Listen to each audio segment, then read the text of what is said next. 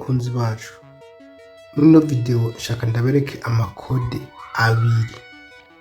Aya makode abiri ushaka kuze gutora ahantu uyandike kuko ashobora kutakurekenera ubunyene mugabo ejo ndazi kuzoyikenera.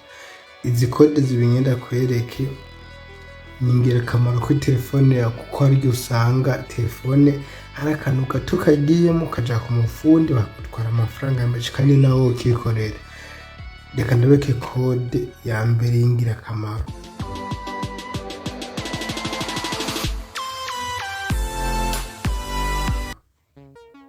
Ikode gemanda isigura aka kantu ka appel termine canke call end ugaterefona umuntu ukazona irikuvye directement atari ko umuntu atari kumuro atakarakoje telefone canke oya ni ibintu usanga byagiye mu kunyine gusanga phone kwetse ngo call end canke appel termine.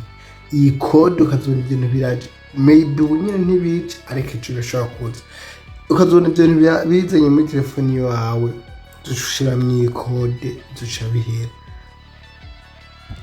Akadirisha 31 hanyuma akadirisha.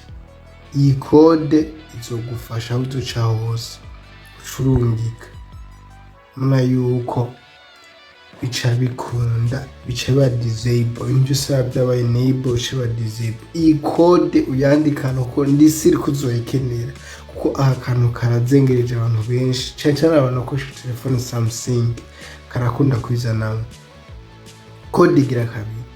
Iyi code nange ndabereke ni code yanira amakode yose warashize mu telefone wawe.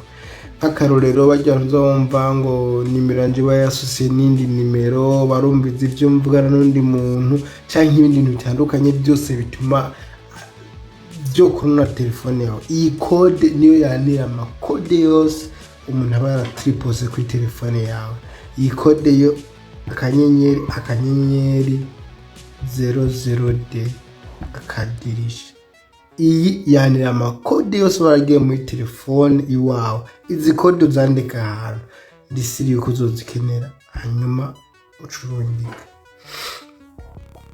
Nona shandika ati call forwarding or virtual was successful.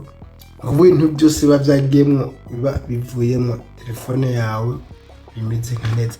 Izi code zibiri uzandika nzozikenera hanyuma iyi video ukawayikunze iyi package wagenze wagira ngo ubumenyi uronse ababwira